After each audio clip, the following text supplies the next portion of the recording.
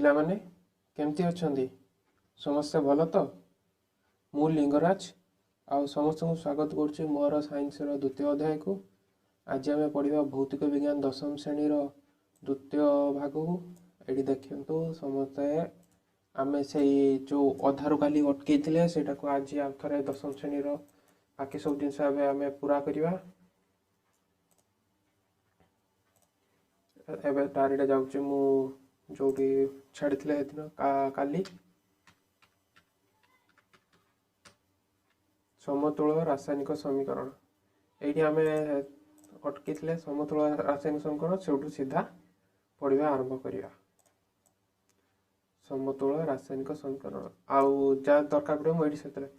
ନବମ ଶ୍ରେଣୀରେ ତୁମେ ପଢ଼ିଛ ବସ୍ତୁର ସଂରକ୍ଷଣ ନିୟମ, ଲ ଅଫ୍ କନଜରଭେସନ୍ ଅଫ୍ ମାସ୍। ମନେ ପକାଅ, ଏହି ନିୟମ ଅନୁସାରେ କୌଣସି ରାସାୟନିକ ପ୍ରକ୍ରିୟାରେ ବସ୍ତୁ ସୃଷ୍ଟି କିମ୍ବା ବିନାଶ ଘଟେ ନାହିଁ। ଆମେ 9th କ୍ଲାସ୍ ସମସ୍ତେ ଶୁଣିଛେ law of conservation of mass ବା ବସ୍ତୁର ସଂରକ୍ଷଣ ନିୟମ। କୌଣସି ପ୍ରକାର ରିଏକ୍ସନ୍ ବି ହେବ, ଯାହା ବି ହେବ, ସେଥିରେ କୌଣସି ଜିନିଷ ତିଆରି ହୁଏ ନାହିଁ କିମ୍ବା ନଷ୍ଟ ବି ହୁଏ ନାହିଁ। ଯେଟାକୁ ମୁଁ ଏବେ ଏଇ କୋଡ଼କୁ ଲେଖୁଛି ସମସ୍ତେ ଦେଖିପାରିବେ। ମୁଁ ଏଇଟା ବଡ଼ କରି ଲେଖୁଛି, ଦେଲେ ସମସ୍ତେ ୟୁଜ୍ କରିପାରିବେ ତାକୁ ଆଉ ଥରେ। ମୁଁ ଯାହା ପଢ଼େଇବି ସେଇଟାକୁ ଲେଖି ବି ପାରିବେ। କୋଡ଼କୁ ଲେଖିଲେ ଏଇଠି ଧରନ୍ତୁ ଆମେ ତ ପାଣି ଯେଉଁ ତିଆରି କରୁଛେ, ପାଣିର ଫର୍ମୁଲା କ'ଣ? H2O ଲେଖୁଛେ ଏଇଠି, H2 plus O2 equal to, ଏଇଟା ମୁଁ ଡାଇରେକ୍ଟ କମ୍ପ୍ୟୁଟର ଲେଖୁଛି ସେଇ ଯେଉଁ ତ ସୁନ୍ଦର ହେଇପାରୁନି, ତଥାପି ମୁଁ କହିଦେଉଛି H2O। এই ଯେଉଁ ଇକ୍ୱେସନଟା, ଏଇ ଯେଉଁ ରିଏକ୍ସନଟା ହେଲା, ସେଇ ରିଏକ୍ସନ ଯେଉଁ ଆମକୁ ମିଳିଲା H2 plus O2 equal to H2O। ଏଟାକୁ ତୀର ଚିହ୍ନଟେ ଦେବା, କାରଣ ତୀର ଚିହ୍ନ ଦିଆଯାଏ ରିଏକ୍ସନରୁ ଆଉ ପ୍ରଡକ୍ଟ କ'ଣ ହେଲା, ଏଇଟା ହେଲା ଏପଟ ସାଇଡ୍ ରିଏକ୍ଟାଣ୍ଟ ଅଛି, ଏଇଟା ହେଲା ପ୍ରଡକ୍ଟ। ମାନେ ଏଇ ସାଇଡ୍ର ରିଏକ୍ସନ ହେଲା ହାଇଡ୍ରୋଜେନ୍ ଆଉ ଅକ୍ସିଜେନ୍ ଭିତରେ ରିଏକ୍ସନ ହେଲା, ଆଉ ଏପଟ ସାଇଡ୍ର ୱାଟର ରିଲିଜ୍ ହେଲା, ମାନେ ପାଣିଟା ଏଇ ସାଇଡ୍ରେ ଆସିଲା। ଏଇଟାକୁ କହନ୍ତି ବସ୍ତୁର ଏଇଭଳିଆ ରିଏକ୍ସନ ହେଇକି ଏଥିରେ ପ୍ରଡକ୍ଟ ତିଆରି ହୁଏ।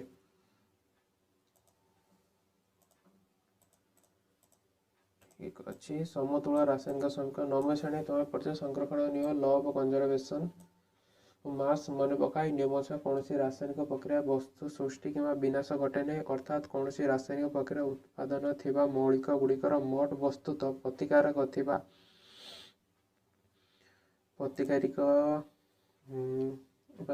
ମୌଳିକର ବସ୍ତୁ ପ୍ରତିକାର ଥିବା ମୌଳିକର ବସ୍ତୁ ସହିତ ନିଶ୍ଚିତ ସମାନ ରହିବ।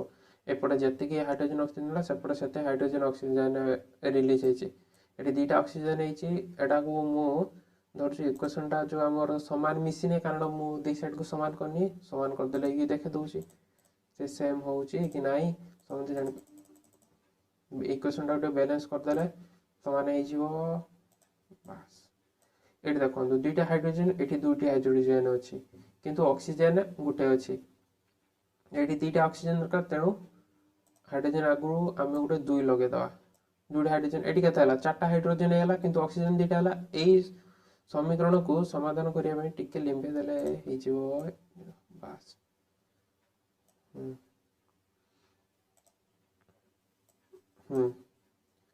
H2O। ଏ ଯେଉଁ ୱାଟର ରିଲିଜ୍ ହେଲା, ଯାହାକୁ ପାଣି କହନ୍ତି, ଏ ପାଣିର ଦେଖନ୍ତୁ ଦୁଇଟା ହାଇଡ୍ରୋଜେନ୍ ଅଛି, ଏପଟ ସାଇଡ୍ ଦୁଇଟା ହାଇଡ୍ରୋଜେନ୍, ଦୁଇଟା ଅକ୍ସିଜେନ୍, କିନ୍ତୁ ଏଠି ଗୋଟେ ଅକ୍ସିଜେନ୍ ଦେଖନ୍ତୁ। ସେଇ ଯୋଗୁଁ ଆମେ ସେ ଯେଉଁ ଉତ୍ପାଦକଟି ବାହାରିଲା, ଉତ୍ପାଦକ ଆଗରେ 2 ଲଗେଇବା। ଏଠି କେତେ ହେଲା? 4ଟା ହାଇଡ୍ରୋଜେନ୍ ହେଲା, 2ଟା ଅକ୍ସିଜେନ୍ ହେଲା। ସେଇ ଯୋଗୁଁ ଆମେ ଏପଟ ସାଇଡ୍ ବି 2ଟି ହାଇଡ୍ରୋଜେନ୍ ଲଗେଇବା, ଆହୁରି 2 ଲେଖିବା, ଯାହାଦ୍ୱାରା ଏଇ ଯେଉଁ ସମୀକରଣଟି ସମାନ ହେଇପାରିବ। ଯେମିତି ଆମେ ମ୍ୟାଥରେ କରୁ LHS ଇକ୍ୱାଲ୍ ଟୁ RHS। ଏବେ ଦେଖି ନିଅନ୍ତୁ, ସମାନ ହାଇଡ୍ରୋଜେନ୍ ଆଉ ଅକ୍ସିଜେନ୍ ଯେଉଁ ପରମାଣୁ ବସ୍ତୁତ ସମାନ ହେଲା କି ନାହିଁ? ଏଠି 2ଟା ହାଇଡ୍ରୋଜେନ୍ ପ୍ଲସ୍ ଏଟା 2ଟା, ଏଟା କେତେ? 4ଟା ହାଇଡ୍ରୋଜେନ୍, ଏଠି ବି 2ଟା ହାଇଡ୍ରୋଜେନ୍, ଏଠି ବି 2ଟା, ଏଠି 4ଟା ହାଇଡ୍ରୋଜେନ୍, 2ଟା ଅକ୍ସିଜେନ୍, ଏଠି 2ଟା ଅକ୍ସିଜେନ୍ ଅଛି। ଏ ଦେଖନ୍ତୁ ଏଇଟା, ମାନେ ଏଇଟା କମନ୍ କାଢ଼ିକି ସାଇଡ୍କୁ ଲେଖା ହେଇଛି। ଏମିତି ଭାବରେ ଗୋଟେ ସମୀକରଣକୁ ଲେଖାଯାଏ ବିଜ୍ଞାନରେ। ବାସ୍,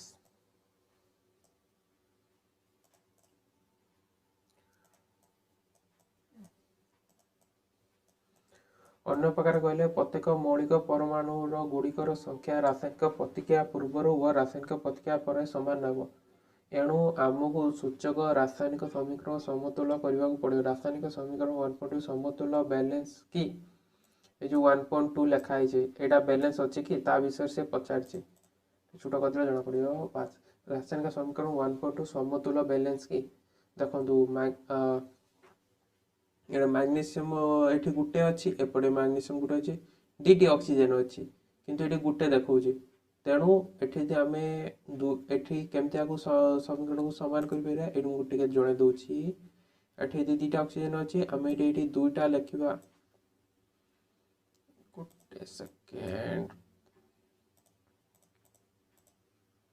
ବାସ୍ ଏବେ କହୁଛି। ଦେଖନ୍ତୁ ଏଠି ଗୋଟେ ମାଗ୍ନେସିୟମ ଅଛି, ଦୁଇଟି ଅକ୍ସିଜେନ ଅଛି। ଏଠି କିନ୍ତୁ କେତେ ଦେଇଛି ଗୋଟେ ଅକ୍ସିଜେନ ଅଛି କିନ୍ତୁ ଆମକୁ ଦୁଇଟି ଦରକାର। ତେଣୁ ଏଇ ଆଗରେ ଆମେ 2 ଲଗେଇଦେଲେ ଅକ୍ସିଜେନର ଭ୍ୟାଲୁ ସମାନ ହେଇଗଲା କିନ୍ତୁ ମାଗ୍ନେସିୟମ ଦୁଇଟା ତ ହେଇଗଲା। ତେଣୁ ଆମକୁ ମାଗ୍ନେସିୟମ ସାମ୍ନାରେ 2 ଲଗାଇବାକୁ ପଡ଼ିବ କାରଣ ଆମର ଯେଉଁ ସମୀକରଣଟି ହେଲା ସମୀକରଣ ସମତୁଲ୍ୟ କରିବା ପାଇଁ ଏପଟ ସାଇଡ୍ ଦେଖନ୍ତୁ ଲେଫ୍ଟ ହ୍ୟାଣ୍ଡ ସାଇଡ୍ର ଆମକୁ 2ଟି ମାଗ୍ନେସିୟମ ରହିଲା, 2ଟି ଅକ୍ସିଜେନ ରହିଲା। ଏଥିରେ ଦେଖନ୍ତୁ 2ଟି ମାଗ୍ନେସିୟମ ଆଉ 2ଟି ଅକ୍ସିଜେନ ରହିଲା କାରଣ ଏଇ ଯେଉଁ ଦୁଇଟା ପଦାର୍ଥ ଅଛି ମାଗ୍ନେସିୟମ ଆଉ ଅକ୍ସିଜେନ ଆ ଭିତରେ ଏଇ ଯେଉଁ ରିଏକ୍ଟାଣ୍ଟ ଭିତରେ ରିଏକ୍ସନ ହେଲା ଯଦ୍ୱାରା ଏହି ଉତ୍ପାଦକଟି ତିଆରି ହେଲା ଯାହାକୁ ପ୍ରଡକ୍ଟ ବି ଇଂଲିଶରେ କୁହନ୍ତି। ସେଟା ତିଆରି ହେଲା ସେଥିପାଇଁ 2ଟି ମାଗ୍ନେସିୟମ ଯୋଡ଼ିଲା 2ଟି ଅକ୍ସିଜେନ ଯୋଡ଼ିଲା ସେଇ ଯୋଗୁଁ ତିଆରି ହେଇକି ମାଗ୍ନେସିୟମ ଅକ୍ସାଇଡ୍ ତିଆରି ହେଲା। ଏଇଟା ହେଲା ତା ଫର୍ମୁଲା। এইଭଳି ଭାବରେ କୌଣସି ରିଏକ୍ସନକୁ ଇକ୍ୱେସନକୁ ସମାନ କରାଯାଏ।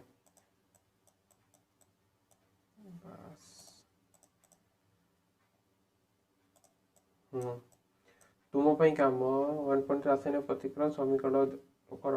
ଦେଖ zinc sulphuric acid, zinc sulphate ଆଉ ହାଇଡ୍ରୋଜେନ୍ ଏହି ଶବ୍ଦ ସମୀକରଣ ନିମ୍ନଲିଖିତ ରାସାୟନିକ ସମୀକରଣ ଭାବେ ଲେଖାଯାଇପାରେ। ଜିଙ୍କ୍ ସଲଫ୍ୟୁରିକ୍ ଏସିଡ୍ এটা পড়ে আইলা জিঙ্ক সলফেট এন্ড হাইড্রোজেন। বর্তমান তীর চিহ্ন উভয় পার্শ্ব প্রত্যেক মৌলিক পরমাণু সংখ্যা কল্পনা কর। এই যে যেতি পরমাণু যাইছে সবগুলা দেখন্তু কেমতি লেখা এটি দুইটা দেখন্তু সলফ্ୟୁରିକ୍ ଏସିଡ୍ ଦୁଇଟି ହାଇଡ୍ରୋଜେନ୍ ଅଛି, ଏପଟେ ଦୁଇଟି ହାଇଡ୍ରୋଜେନ୍ ଅଛି। ଏଠି ସଲଫ୍ୟୁରିକ୍ ଏସିଡ୍ର SO4 ଅଛି, ଏଠି SO4 ଅଛି, ଜିଙ୍କ୍ ବି ଗୋଟେ ଅଛି, ଜିଙ୍କ୍ ବି ଗୋଟେ ଅଛି। ଏଟା ତ ପୁରାପୁରି ସମୀକରଣଟି ସମାଧାନ ହେଇକି ଅଛି। ଅକଳନ କର ଏଠି ବି ସେୟା ଦେଖନ୍ତୁ এই তଳେ ପୁରା ଭଲ ରଙ୍ଗ ଦେଇଛି, ନିଜ ନିଜ ବହିକୁ ବି ଦେଖିପାରିବେ। ଜିଙ୍କ୍ ଦେଖନ୍ତୁ ଗୋଟେ ପରମାଣୁ ଦେଇଛି, ଉତ୍ପାଦକ ସଂଖ୍ୟା ପରମାଣୁକୁ 1। ହାଇଡ୍ରୋଜେନ୍ ଦୁଇଟା ଦେଇଛି, ଏଇ ମୁଁ କହୁଥିଲି ହାଇଡ୍ରୋଜେନ୍ ଏଠି ଯେଉଁ ଦୁଇଟା ଦିଆଯାଇଛି এই ଯେଉଁ ହାଇଡ୍ରୋଜେନ୍ ଏଠି ଦୁଇଟା ଦିଆହେଇଛି, এই ଯେଉଁ ହାଇଡ୍ରୋଜେନ୍ ଏଠି ଦୁଇଟା ଦିଆହେଲା, ଏପଟ ସାଇଡ୍ ଦେଖନ୍ତୁ ଏପଟ ସାଇଡ୍ରୁ ହାଇଡ୍ରୋଜେନ୍ ଦୁଇଟା ଦିଆହେଲା। এই ଯେଉଁ ଜିଙ୍କ୍ ବାସ୍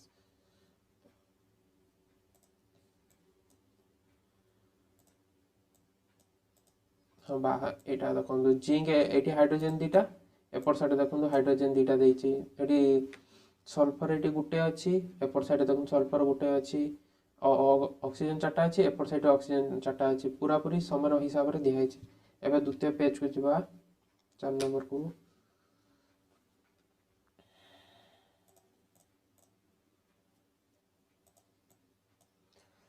যেহেতু তীর চিহ্ন উভয় পার্শ্বর প্রত্যেক মৌলিক পরমাণু গুড়িক সংখ্যা সমান ଅଛି সমীকରଣ ଏକ ସମତୁଲ ରାସାୟନିକ ସମୀକରଣ ଅଟେ। ନିମ୍ନଲିଖିତ ରାସାୟନିକ ସମୀକରଣ ସମତୁଲ କରିବା ପାଇଁ Fe plus H2O equal to Fe3O4 plus H2O ନିମ୍ନଲିଖିତ ସମୀକରଣ ସମତୁଲ କରିବା ପାଇଁ ଚେଷ୍ଟା କର। ଏ ଦେଖନ୍ତୁ ଏଇ ଯେଉଁ ସମୀକରଣ କେମିତି ସମତୁଲ ହେବ ଏଠି ବି ଦିଆହେଇଛି। ତଳେ ମୁଁ ସାଇଡ୍ରୁ ଭଲ ରଙ୍ଗ ବୁଝେଇ ଦେଉଛି। ଏଠି ଦେଖନ୍ତୁ ଫେରସ୍ କେତେ ହେଇଛି, ଫେରସ୍ ହେଲା କାହାର ସଂକେତ ସମସ୍ତେ ଜାଣିଥିବେ, ନବମ ଶ୍ରେଣୀରେ ପଢ଼ିଥିବେ। ଫେରସ୍କୁ କୁହନ୍ତି ଲୁହା, ଆଇରନ୍। এটা ହେଲା ଆଇରନ୍ର ଫର୍ମୁଲା ହେଲା ଫେରସ୍ ବା ଲୁହାର ଫର୍ମୁଲା ହେଲା ଫେରସ୍ ପ୍ଲସ୍ ହାଇଡ୍ରୋଜେନ୍ ଦୁଇଟା, ଅକ୍ସିଜେନ୍ ଗୋଟେ, ଏଠି ଅକ୍ସିଜେନ୍ 4ଟା ହେଇଛି,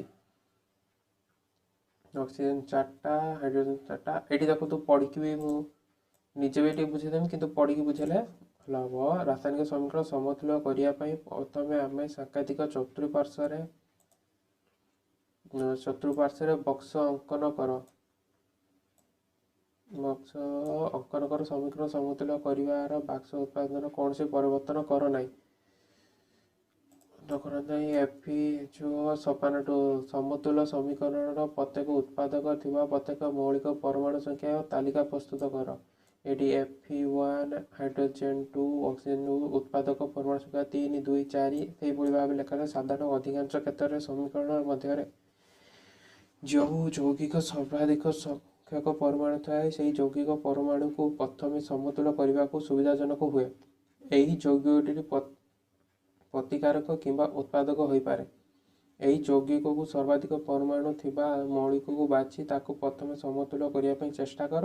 ଏହାକୁ ଅବଲମ୍ବନ କରି ଯୌଗିକ ଏଫି ଓପର ଓ ଏଥିରେ ଥିବା ମୌଳିକ ଅକ୍ସିଜେନକୁ ଆମେ ବାଛିବା। ଦକ୍ଷିଣ ପାର୍ଶ୍ୱରେ 4ଟି ଅକ୍ସିଜେନ ପରମାଣୁ ଓ ବାମ ପାର୍ଶ୍ୱରେ କେବଳ ଗୋଟିଏ ଅକ୍ସିଜେନ ପରମାଣୁ ଅଛି। ଯୋଉଟା ଏଠି ଦିଆହେଇଛି ସେଇଟାକୁ ତଳେ ଲେଖା ହେଇଛି।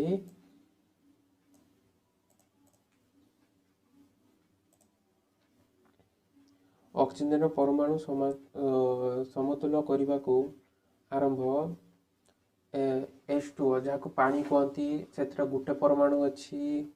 ଏଠି ଦେଖନ୍ତୁ H2O ଏଠି ଗୋଟେ ଦିଆହେଇଛି। H2O ଗୋଟେ ଆଉ ରହିଲା Fe3O4 ଉତ୍ପାଦକ ଯୋଉ ଭଲ ପ୍ରତିକାରକ ଯାହାକୁ ରିଏକ୍ଟାଣ୍ଟ ମୁଁ କହୁଛି ତାକୁ ପ୍ରତିକାରକ କୁହନ୍ତି। ପ୍ରତିକାରକ ଯୋଉ ଉତ୍ପାଦକ ଅଛି ସେ ପ୍ରତିକାରକର ଯୋଉ ୱାଟର ଯାହାକୁ ପାଣି କହନ୍ତି, ପାଣି ଏଠି ଗୋଟେ ଅଛି, ଏଠି ଗୋଟେ ପାଣି ଅଛି।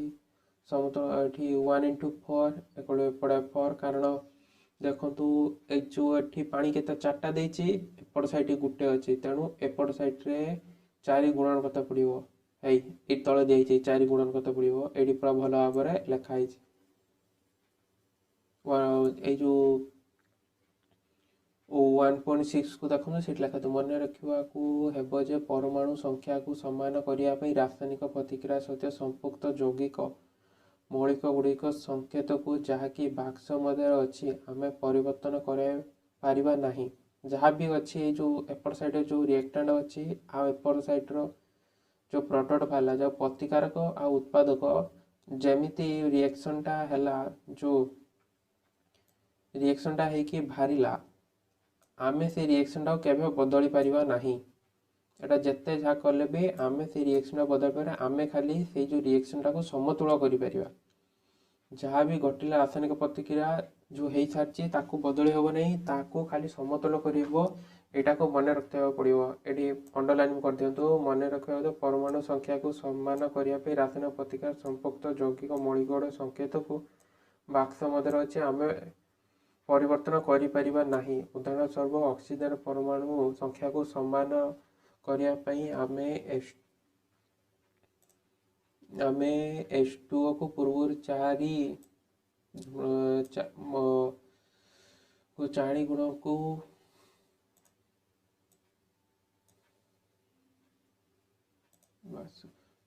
ସମାନ କରିବା ପାଇଁ H2O ପୂର୍ବରୁ 4 ଗୁଣନକୁ 4x H2O ଭାବରେ ଲେଖିପାରିବା, କିନ୍ତୁ H2O4 ବା H2O4 ଭାବରେ ଲେଖିପାରିବା ନାହିଁ। ବର୍ତ୍ତମାନ ଆଂଶିକ ଭାବରେ ସମତୁଲ ହୋଇଥିବା ସମୀକରଣ ହେଉଛି Fe + 4H2O। ଏପଟ ସାଇଡ୍ରେ ରହିଲା ପ୍ରତିକାରକ, ଏପଟ ସାଇଡ୍ ହେଲା ଉତ୍ପାଦକ। ସମସ୍ତେ କାଲି ବି ରିଭିଜନ କରିଥିଲେ, ଆମେ ଯୋଉ ପଢ଼େଇଥିଲି ତାକୁ ସମସ୍ତେ ରିଭିଜନ କରିଥିବ, ଏଇଟା ଜାଣିଥିବ। ବର୍ତ୍ତମାନ ସୁଦ୍ଧା FeH ପରମାଣୁ ସମତୁଲ ହୋଇନାହିଁ। ଏହି ଦୁଇଟି ମଧ୍ୟରୁ ଯେକୌଣସି ଗୋଟିଏ ବାଛି ପ୍ରକ୍ରିୟା ଆଗେଇଲେ ଆଂଶିକ ଭାବେ ସମତୁଲ ହୋଇଥିବା ସମୀକରଣରେ H ପରମାଣୁ ପ୍ରଥମେ ସମତୁଲ କରିବା। H ପରମାଣୁ ତୀର ଚିହ୍ନର ଉଭୟ ପାର୍ଶ୍ୱରେ ସମାନ କରିବା ପାଇଁ ଉଦାହରଣ ଥିବା ହାଇଡ୍ରୋଜେନ ଓ H2 କୁ 4 ଦ୍ୱାରା ଗୁଣନ କରିବା। ଏପଟ ସାଇଡ୍ରେ ଦେଖନ୍ତୁ କୃଷକ ଏଇ ଯୋଉ ସାଇଡ୍ର ଯୋଉ କଲା, ମୁଁ ଏଇଟା ଭଲ ରକ এই ସାଇଡ୍ଟା କରିକି ସମସ୍ତଙ୍କୁ ଦେଖେଇ ଦଉଛି କେମିତି ହୁଏ। ଆମେ ସେଇ ରିଏକ୍ସନ ଯୋଉଟାକୁ ରିଏକ୍ସନ ଏଠି ବହିରେ ଦେଇଛି, ଆମେ ସେଇ ରିଏକ୍ସନଟା କେମିତି ହବ ଏଟା ବହୁତ ଲମ୍ବା ହିସାବରେ ଦିଆଯାଇଛି। ମୁଁ ଗୋଟେ ସର୍ଟକଟ୍ ମେଥଡ଼ କହୁଛି, କାରଣ ଯୋଉ ଆମର ପରୀକ୍ଷାର ଯୋଉ 50 ମାର୍କ ଆସୁଛି ସେଥିରେ ସାଥେ ଦେଖି କରତେ ପଡ଼ିବ। ଏତେ ଯଦି ଲମ୍ବା କରିକି ଆମେ ଯିବା ସମୀକରଣ ଆମେ ସମାଧାନ ହିଁ କରିପାରିବା ନାହିଁ।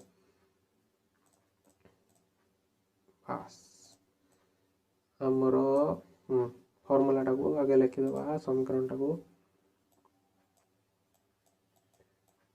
Fe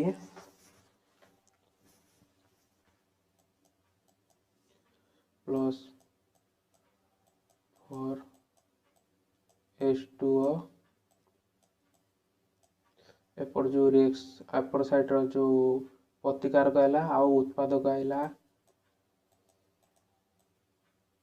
Fe3O4 प्लस H2 एपटा कौन देखुचे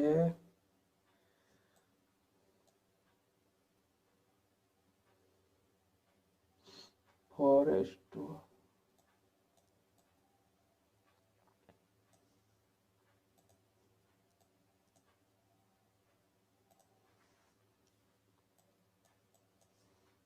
रंगटा एते भल आसुनी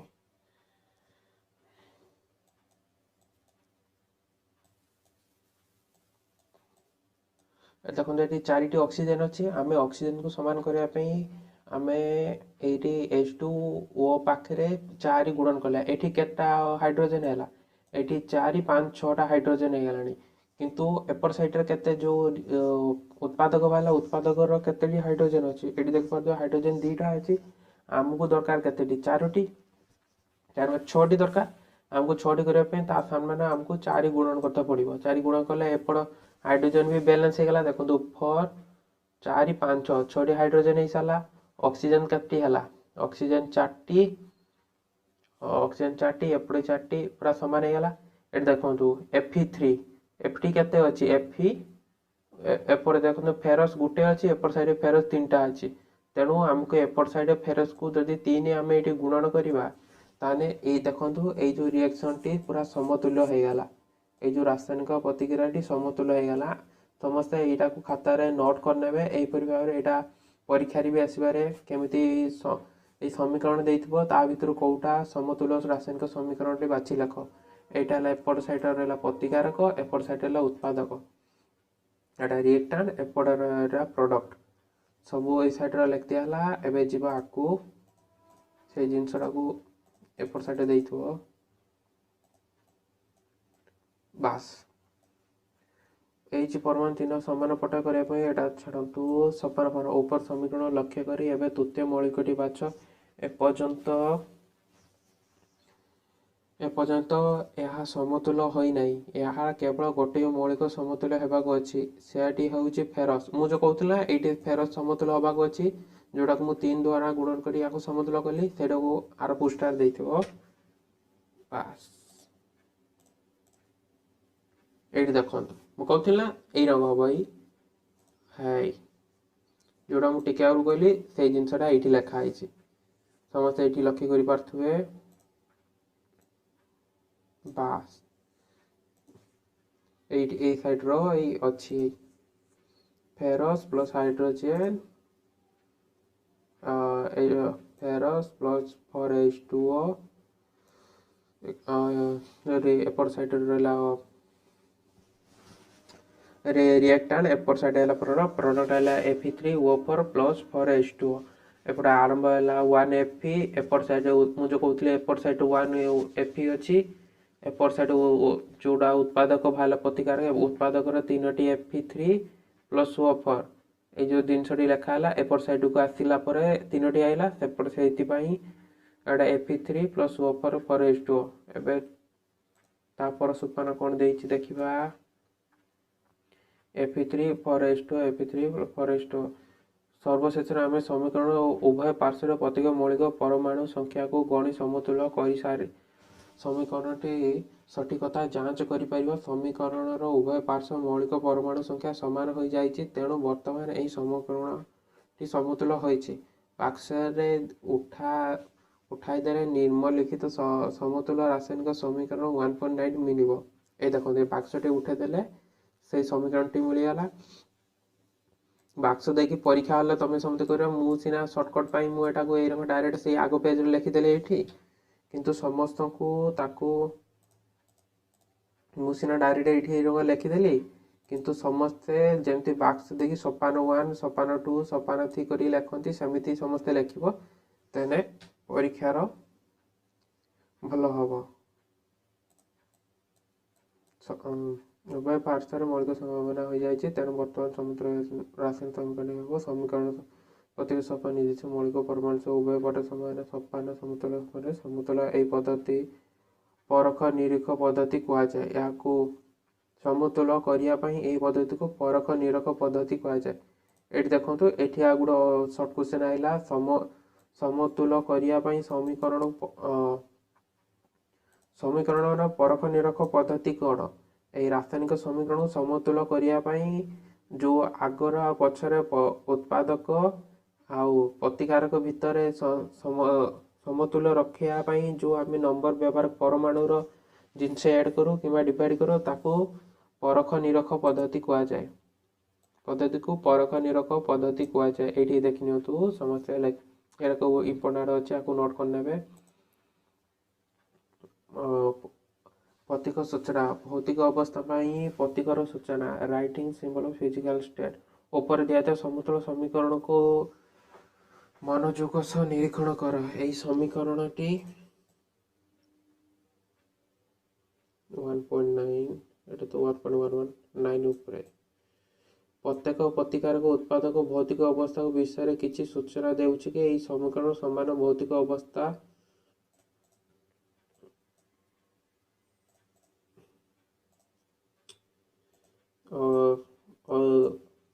दिया नहीं रासायनिक समीकरण एक तथ्यमूलक करने प्रतिकारक उत्पादक रासायनिक संकेत लेखा जावा सहित से भौतिक अवस्था उल्लेख करा जाई थाए। प्रतिकारक उत्पादक गैसीय तरल जलीय द्रवण और कठिन अवस्था यथाक्रमे जी आई एक्यू एस जी को नि जाए गैसीय स्टेट जिते वायु अवस्था थिबो गैसीय स्टेट से जी नि जाए एल से तरल अवस्था थी एल लेखा जाए एक्यू जो जलीय अवस्था थी इंग्लीश एक्वास कहती एस है सॉलिड माने कठिन अवस्था को एस संकेत हिसाब से सूचना दिए जदि प्रतिकार किंबा उत्पादक द्रवीभूत होता है तेबे यही द्रवण आक्वास शब्द व्यवहार करा जाए। प्रतिकारक उत्पादक भौतिक अवस्था दर्शाई समतुल समीकरण टी हेब 3FeS कारण लुहाटा सॉलिड स्टेट में 3FeS प्लस 4H2O गैस कारण वायुमंडल रु एटा गैसियस अवस्था रे निया हला तापरे FeO4 Fe3O4 आउ 4H2O एटा गैसियस स्टेट रो हाइड्रोजन रिलीज हला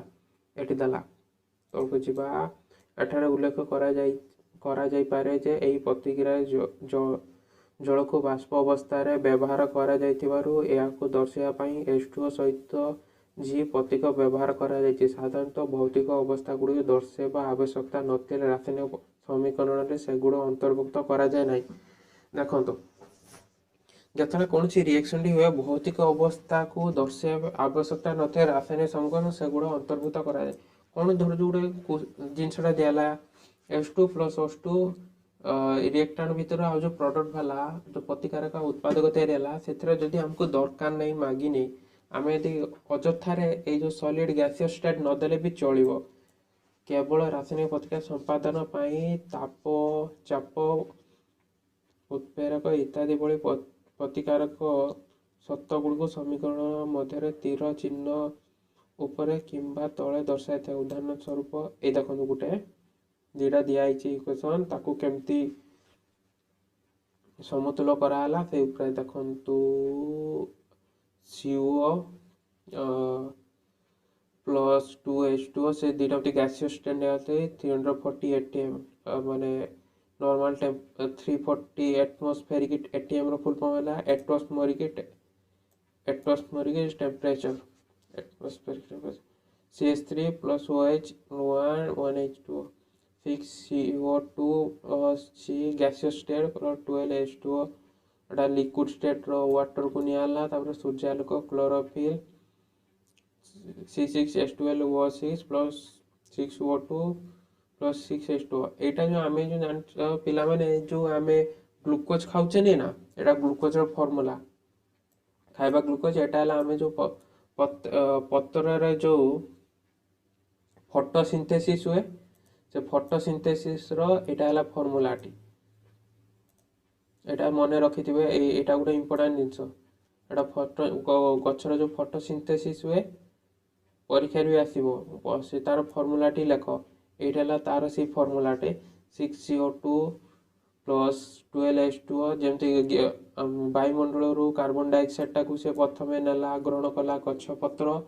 ता संगे माटी रू जल संग्रहण कला सूर्य आलोक आ पत्र जो क्लोरोफिल पत्र थाए ताकू नहीं कि से पत्र रे से तैयारी कला ग्लूकोज आउ से ता ग्लूकोज तैयारी करी ता संगे निजे ऑक्सीजन को रिलीज कला ए जो कहती गछ ऑक्सीजन दिए दिन रे और राति रे अंगारकाम्ल दे सेटा এই রিएक्शन जो हुए गछरे जो ए जो कार्बन डाइऑक्साइड और ऑक्सीजन मिसला क्लोरोफिल ले सूर्यालोक उपस्थित रे तबे ऑक्सीजन रिलीज कला और वाटर रिलीज कला जो किछ किछ देखते गछ मानकर पत्र रे दिन तले तले हाथ मारिबे तले टिके जल बुंदारक लागियो हाथ को माने मॉइस्चर जन हाथ लगेले लागे ना शीत दिन तो बहुत पिला हाथ रे माने गुड़ा हाथ फाटी जाए बोले मॉइस्चर यूज करନ୍ତି ठीक सेमती गछ तले भी लागे एबे द्वितीय पेज को जीवा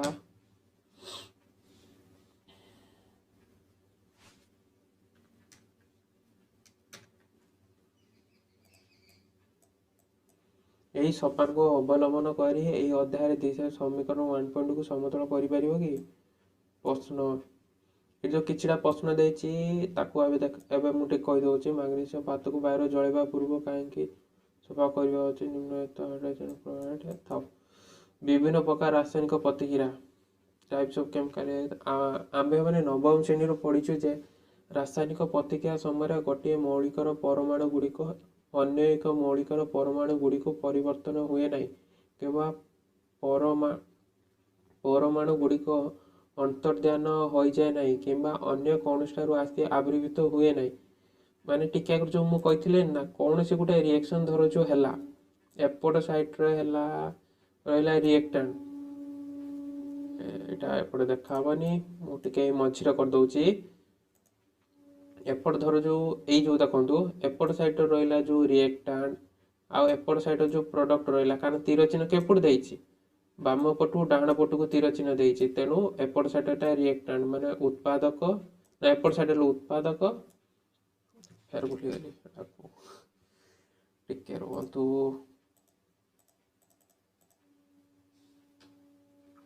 प्रतिकारक उत्पादक एपट साइड रो जो बाम पटे रहिला प्रतिकारक और डाहण पटे रहिला उत्पादक मु तो बारंबार रिएक्टेंट प्रोडक्ट हमर सब जत्रा प्लस तो कॉलेज मानकर पढ़ा हुए रिएक्टेंट पटे इंग्लिश कहि कहि तार अभ्यास हेलानी उड़िया एते भूली गेलनी से जो मु कहली टिके पछड़ देखले ता उड़िया रो नाटा कोन एपटे रुए बाम पटे रुए प्रतिकारक और डाहण पटे रुए उत्पादक प्रतिकारक उत्पादक जो प्रतिकारक उत्पादक जीवा पाई मझिरे गोटे तीर चिन्ह जेपड़ तीर चिन्ह दिया सेपड़ जानवे रिएक्शन टी घटी धर जो गोटे गोटे देखिए रिएक्शन दिया से भाया चिन्ह दिया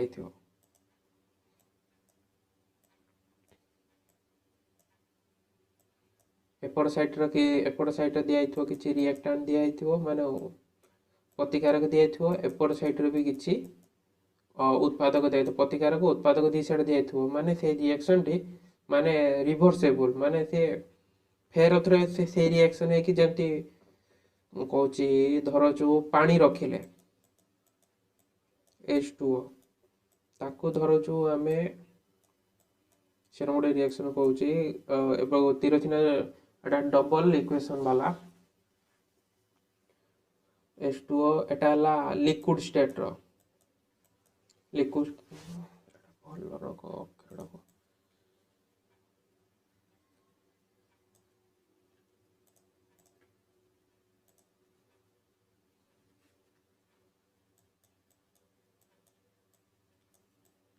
H2O लिक्विड स्टेट रो अछि माने पानी अवस्था रे अछि ताकू धरो जो आमे फ्रिज रखी दवा बा आमे ताकू टेम्परेचर दवा 0 डिग्री सेल्सियस आमे रखी दवा सेही पानी टी एबे हेइचिबो बरफ, कारण फ्रिज भितर सब देखिए पानी जेतବେଳେ फ्रिज रख दियंती बरफ हो जाए, सी एबे हम सॉलिड स्टेट। এই যে ହେଇଗଲା ସଲିଡ୍। ଏବେ ଧରୁଛୁ ଆମେ ତାକୁ ଫେର ଆଉ ଥରେ ତାକୁ ଟିକେ ଟେମ୍ପରେଚର ଦବା, ଏଇ ଯୋଉ ପାଣିଟା ଏବେ ସଲିଡ୍ ଷ୍ଟେଟ୍ର ହେଲା, ଆମେ ତାକୁ ଫେର ଆଉ ଥରେ ଗରମ କଲେ ସେ ପାଣିଟା, ସେ ବରଫ ହେଇଥିବା ଯୋଉ ବରଫଟା ଫେର ସେ ପାଣିକୁ ମାନେ ଚେଞ୍ଜ ହେଇଯିବ, ବଦଳିଯିବ। ତାକେ କହନ୍ତି ରିଭର୍ସେବୁଲ ରିଏକ୍ସନ। ମାନେ ତାକୁ ଥଣ୍ଡା ଦେଲେ ଆମେ ବରଫ କଲେ, ଏଇଟା ମାନେ ସେଇ ଯୋଉ ରିଏକ୍ସନଟା ହେଲା, ସେଇ ରିଏକ୍ସନ ଆମେ ତାର ଅବସ୍ଥା ଖାଲି ଚେଞ୍ଜ କଲେ ସେଇଭଳିଆ ରିଏକ୍ସନଟି ହୁଏ। ବାସ୍ ସେଇ ଜିନିଷଟା ଏଠି ଲେଖା ହେଇଛି। ପ୍ରକୃତ ରାସାୟନିକ ପ୍ରତିକ୍ରିୟା ପରମାଣୁ ମଧ୍ୟରେ ବନ୍ଧ ଭାଙ୍ଗି ବନ୍ଧ ଗଠନ ହୁଏ, ନୂତନ ପଦାର୍ଥ ଉତ୍ପନ୍ନ ହୁଏ। ପରମାଣୁ ମଧ୍ୟରେ ସୃଷ୍ଟି ହେଉଥିବା ବିଭିନ୍ନ ପ୍ରକାର ବନ୍ଧ ବିଷୟରେ ତୁମେ ତୃତୀୟ ଚତୁର୍ଥ ଅଧ୍ୟାୟରେ ପଢିବ। ସଂଶ୍ଳେଷଣ ପ୍ରକ୍ରିୟା, କମ୍ବିନେସନ ରିଏକ୍ସନ। ଅଳ୍ପ ପରମାଣୁ କ୍ୟାଲସିୟମ ଅକ୍ସାଇଡ୍ କିମ୍ବା କଲି ଚୂନ ଏକ ବିକରରେ ନିଅ। ଗୋଟେ ବିକରରେ କ୍ୟାଲସିୟମ ଅକ୍ସାଇଡ୍ ନିଆହବ, ଏଥିରେ ଧୀରେ ଧୀରେ ଜଳ ମିଶାଅ। ଦର୍ଶାଇଥିବା ବିକରୁ ସ୍ପର୍ଶ କର।